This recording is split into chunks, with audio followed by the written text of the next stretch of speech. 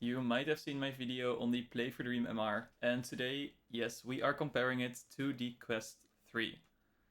Now, the Quest 3 is about 1/4 or 1/3 of the price, so it is definitely a lot cheaper, but how does it actually compare in real day-to-day use?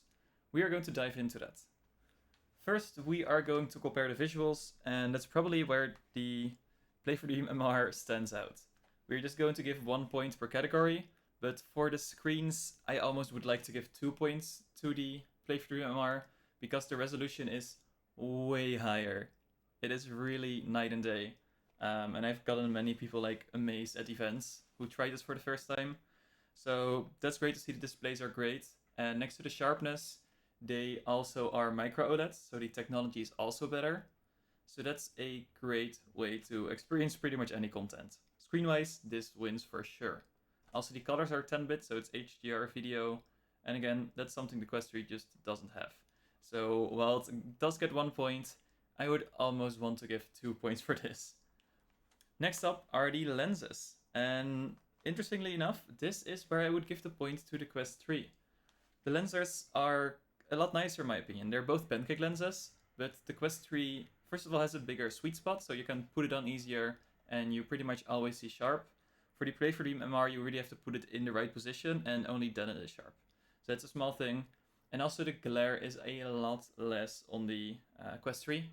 So that's something which you can notice if you have a lot of dark content with a lot of contrast. For example, the boot up logo is something I instantly noticed that there was glare on the PFD MR.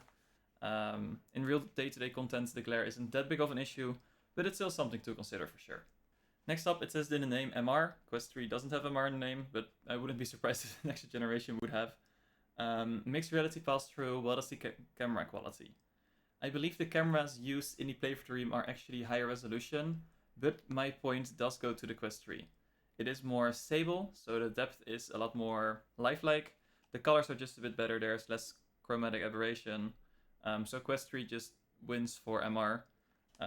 It doesn't mean that the PFD MR is a bad AR headset, but for developing AR applications, it is just such a big difference between the virtual elements and the real-world elements that to me it doesn't really matter that the resolution of the digital elements is a lot higher, since the AR pass-through just isn't there yet. That's something we have to look at for new generations. But for pass-through, the Quest 3 does actually win. Next up, we got tracking, and for this, I will call this a tie. The tracking of the headsets is very solid. For the headset tracking, I actually feel like the tracking of the PFD MR is a bit more stable in dark scenarios, so that's nice. I've gotten less the errors that the area is too dark.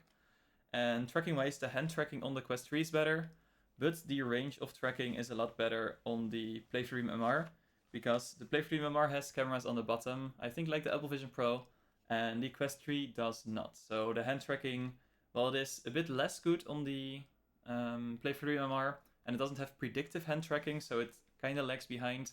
You can still have your hands on your lap and pinch and use it with eye tracking, so that's great. Also, this thing has eye tracking. I completely forgot it in my notes, but the eye tracking also is great, and once you get used to it, it's really hard to go without. On the Quest 3, I had one moment where I just started looking at an element really hard, hoping that it would try to select it, but that's of course not the feature on the Quest 3. So that's something that I might award a point for in the notable mentions. For now, tracking, I'll call it a tie. For the audio is fine on both headsets, but the PFD MR is clearly better.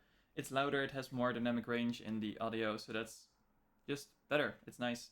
And make sure you can in the settings configure the dial to change the audio. I do recommend to do that. You don't want the Apple Vision Pro like virtual environment, you just want to change the audio here. Otherwise you might have to go out of the app, change it in the settings, go back into the app, and that's just really annoying. So definitely use the dial for audio. For the operating system and user experience, I will still go with the Quest 3. While it is getting better on the PFD and all the settings are actually there, you see that some elements are a bit less polished. Sometimes there's a small typo and just stuff like that. On the upside, I do want to award half a point for the PFD for being customizable.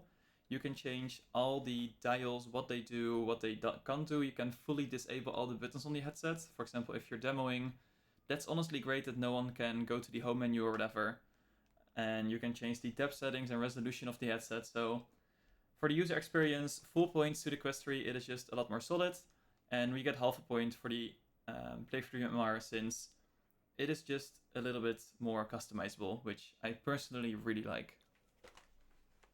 Next up, also not unimportant, it is the game library. And I think you all saw this coming. This is an easy win for the Quest. It has been around for way longer. The apps are actually a lot more polished, especially the first party apps. And it's just something I would suggest to Quest 3 if you just want to play standalone games, since there aren't too many on the Play for Dream MR. Also not really sure if it's the same market. Well, it obviously isn't. But it's something to just keep in mind when you're comparing the two. Then next up, if you want to have an ended library, we got PC VR and PC VR streaming.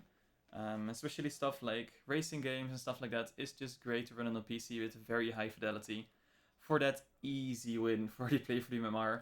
The tools aren't perfect, but now it also has virtual desktop, so to me you can pretty much use this on any hardware at the moment, any PC.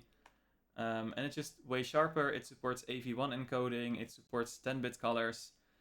It's just a great headset. It processes fast enough. It has Wi-Fi 7, so you can stream very high resolution, and that's just great. So PC VR, this is an easy win for the Play for Dream MR.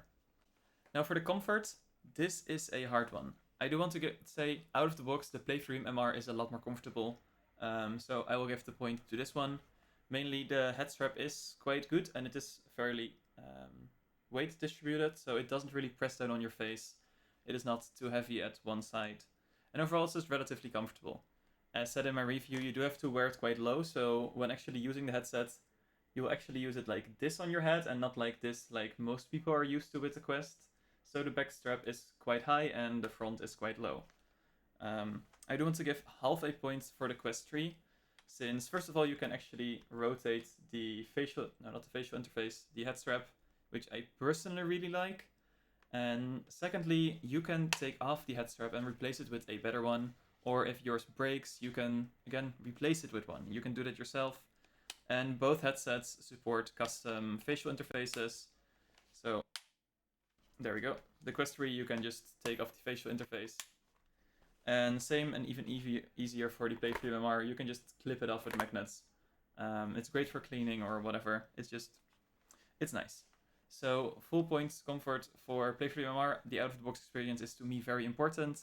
And half a point for the Quest 3 for being customizable. Next up, something I demonstrate a lot of headset at events. And to me, this one is very important. It is support for glasses. And this is an easy win for the Quest 3. Because many people had to take off their glasses for the Play for Dream. It has two different facial interfaces right here. One for glasses and one without. But still, even with any facial interface, it is just quite narrow where you actually can put your glasses. And it was just a recurring issue, which was quite annoying. For the Quest 3, you can just put the facial interface a bit closer so they don't touch the lenses. And then most people with glasses can actually get into the Quest 3 fairly easy. So for home use, this might not be as big of an issue, but for me, this was actually an issue which I encountered quite often. So we give a point to the Quest 3 for glasses support. Also, both headsets should support custom lenses with prescriptions. I've seen them for both, and they're very well supported on the Play for Dream MR as well, so that's a small note. Now for me, something very important is the developer experience, and honestly I have to say it's a point to the both of them. The SDKs they provide, so how you actually develop for the headsets. Meta has more support, but I like the SDK more of the Play for Dream MR. It's just more open in a sense. So that's great. Support for both isn't that great. For the Quest, good luck getting in contact with Meta.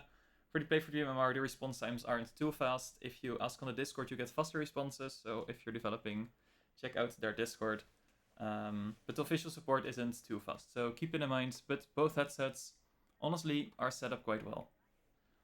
And next up, we got professional use. And for this, fair enough, I have to go for the Play for Dream MR, since it is just a lot sharper. If you're having virtual displays, that sharpness does actually matter, since if the display is a bit further away or is a bit bigger, you can read the text pretty much anywhere. You can't see any pixels.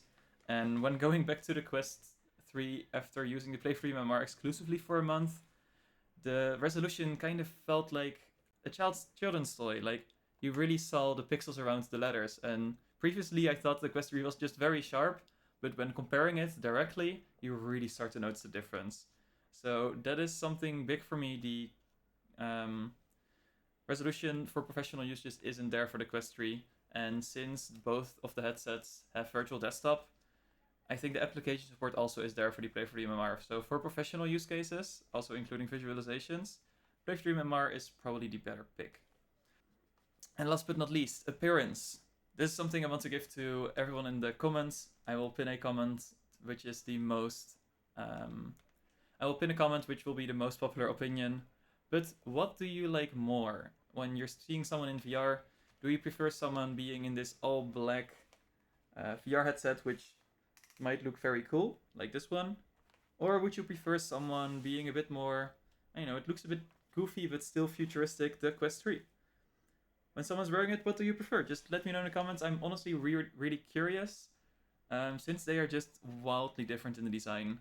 So let me know in the comments. Also, let me know if you have any questions. Do you want to see anything tested? I would love to test out some things for you. And small note, there is an affiliate code in the description below for the Play for the MMR. If you buy it via that link, you get a $50 discount. I get $50 for referring you. It's basically a win-win, but that doesn't mean this review is biased. Personally, I have to send this back, so that's a bit of a shame.